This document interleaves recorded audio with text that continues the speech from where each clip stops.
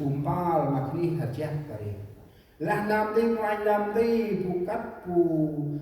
ăn một cái phút này hay là dân thì là hội thánh hoài nghi tức là hội thánh không rõ ràng thì bắt họ hay cười nhé và đủ lòng thì cơm tê nào là kể mẹ cái trường ăn mâm nạp ra là cụ nhang ôm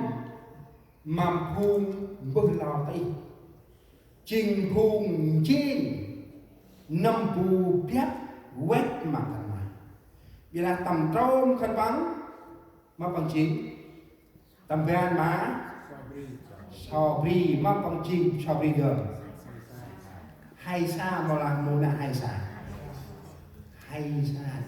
mong nào còn là nào giờ là hãy coi chừng tiên tri giả là những kẻ mang lồng chiên đến cùng anh em xong bày trong thật là muốn môn sói hay can sen khăn băng ở đông chỉ phun răng hoa mà phun bơ lao tây đi nào đi xin khăn băng bơ lao tây hay gì đó khăn băng dê khăn băng nung phù phép chọc ao phép dân này có nào là chiên năm phù phép năm phép chọc ao chiên phù chọc ao chiên nam tây chọc ao nung phù chiên giáo sư tiến sĩ có thể mặc áo nhưng mà ở trong làm việc khác. Đó là ý nghĩa của bên thanh này, làm việc khác. Mục đích khăn băng bư đây đấy, mỗi khăn băng đức duyên như ra.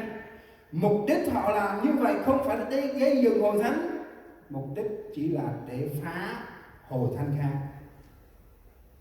Lo cái mình ta là bằng đây chừng bụi chiên nào đây mồ chừng ra quá mồ chừng ra chết chừng mà sát là mình cái đi thơm vị cái đi thơm thì có thể là nào bằng ngoài đầm bằng là cụ lên hè cốt lên hè nói ta bằng nóng là tầm lặng lên hè hôm nha tinh vừa thêm nè cướp hơi cụ hình bằng người chốt năm tạch nhân ngất vào bằng chính bằng năm này cũng hình gấp sai gấp đi hình gấp mưa hình gấp ngoi gấp bal lươn hình gấp bằng là đông chiều phù tầm gác rằng thì tầm gác rằng tầm gác rằng thì nếu như là sai thì bởi vì bằng chọn nguồn phùng chọn nam tây ra nam tây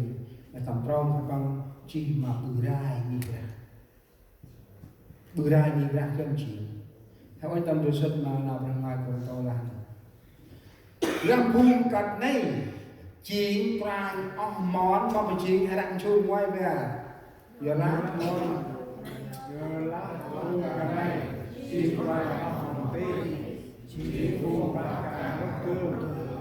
giờ lá chín prai món tê làm đầu trong chín quán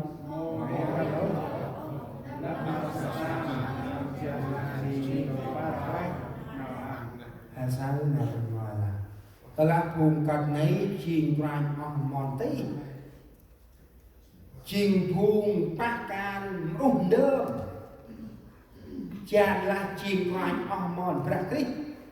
thì chàng là mong nào phải là thì chàng bằng chiên nam tí thì chàng bằng chiên giáo sư thì chàng bằng chiên nộp bù tiến sĩ nhưng thực tế họ chỉ phá hoại hội thánh. Nên chỉ hay sang nào bằng người ta ăn ngon trong shit mà con mong là môi cái lỗ ngấp mà xà ta nơn cha la chìm tông ba rồi quay đắp vào tông ba ngon ngắt đông mong thì là con đi thành là mồm đặt cái gì tông ba với chìm tông ba lỡ cứ chìm ra cái lơ đam hay qua rồi bằng chìm tông ba rồi cũng trên mà làm đủ cái người đó làm đủ thì rất ta này mà bự nuôi đã làm đủ đờ mà đam hay qua bằng chỉ có hai làm đích là làm đủ lý do đấy là ăn làm đủ còn bằng chi ăn là chịu bù nam đi ngoài nam đi ăn phải quanh là đây đừng có vội tin nhưng chúng ta hãy coi kỹ họ làm việc theo cái dòng chương này trong hàm mong được giá lá ta là kia phụ ên mô la hình nào nằm bún nằm trên này hay là con chú ngoài về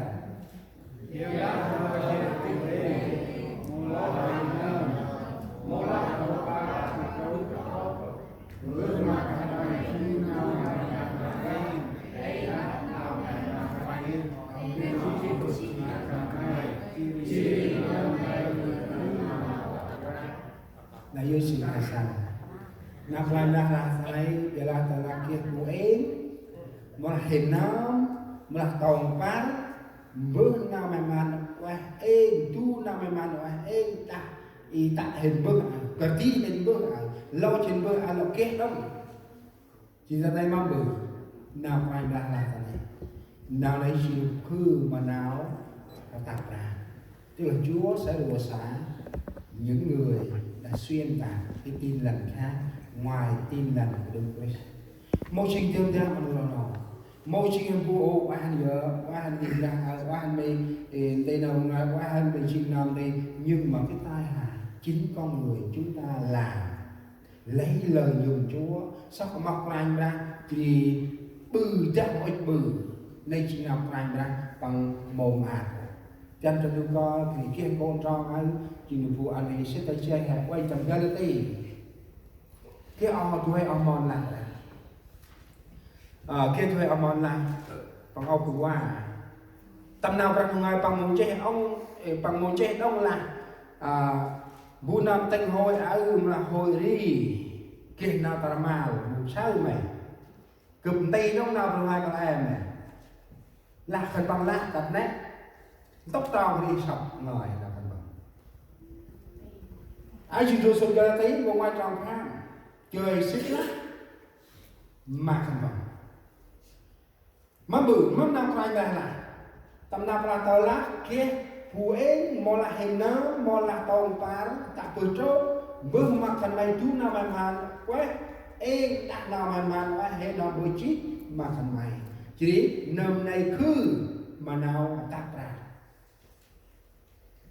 phụ nam là hành trở đi đạt nào mà quá hè tương chít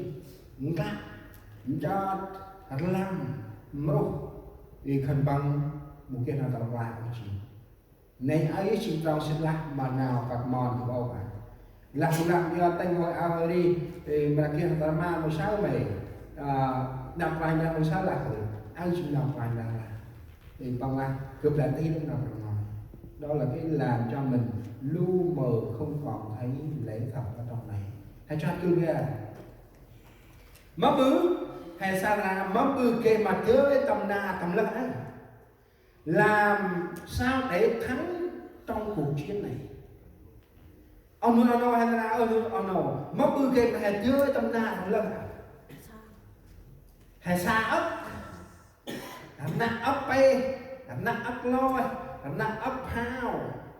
mà anh rạch mà đang dừng chỗ đang còn ngoài cái tấm lắc là cái quên tàu chứ mà ai chơi trong ai mà có thể thì là bị cái vai cái ruột này nó qua hàng mấy ai chơi đi đập lắc quên tàu piak hatari thì ở tập lắc của bông nguyên tư cái hatari hay cứ đập lắc cái tấm tàu vậy gì là phải đúng là hai sai mòn đưa hay bự cái mặt chơi tấm nào tấm nào nó làm sao để thắng trong cuộc chiến này anh em lấy điều gì để thắng câu kinh thánh sẽ trả lời cho chúng ta tôi không bao giờ trả lời cho anh em lúc mua lao sẽ đặt mà cái gì đó anh nhận xa ốc nặng ốc tay loi thì đã ốc với chia để tao bay tông bạc can này hơn anh ta chơi cùng biết tóc chừng thức biết nên khui chip bắp chơi mà sắp rồi hay một chơi sắp người này rồi hay là con nào còn tôi to tay trên mặt hàng lẽ tầm như số đảng ngoài về cũng như đó chỉ vì người sao cây mà em mai tóc tầm nào được quê với nhân làm này sao thì ra này xin nào quay ra sự lạc này xin nào quay ra ăn này kia nào tươi thế thì bước sau cũng như đang hôm chỉ bước sau kê bạc thành mày màu tóc tầm nào bùn đơm tầm nào bùn mông tầm nào bùn chát tầm nào bùn lát tầm nào vụ tết tầm nào vụ tung tầm nào vụ soát nào mình phải mấy chỉ cướp là hay còn bước xong chân quanh ra ước quanh ra anh hiền sâu nào khay tầm nào mình ngồi cầu nguyện với Chúa, xin Chúa chỉ chúng ta để chúng ta hiểu lễ thật trong kinh thánh. Anh Herbert nào rằng người để nhớ xin nào quanh ra làm hay là tâm số sinh nào trong hoa đông Galati của ngoài trong bất ta hay sao hay đặt thằng chừng này nên đấy một lọ kia nào mà bạn ấy có ngoài về à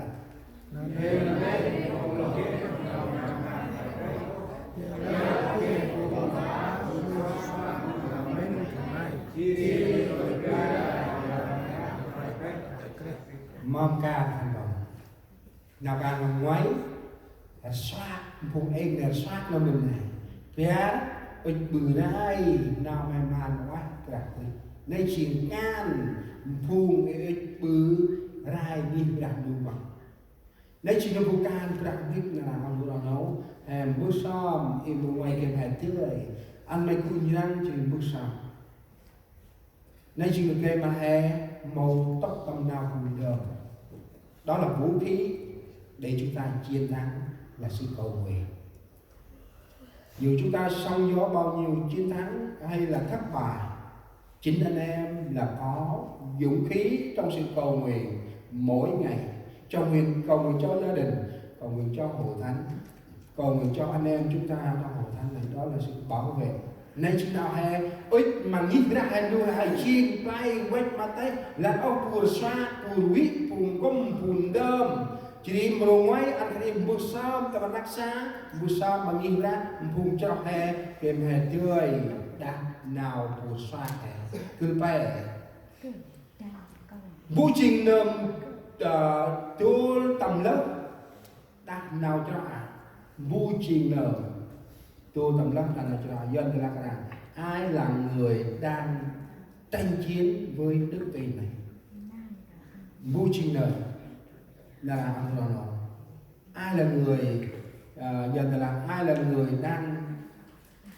tranh chiến nào là vũ trình nôm tu tầm lớp đang nào cho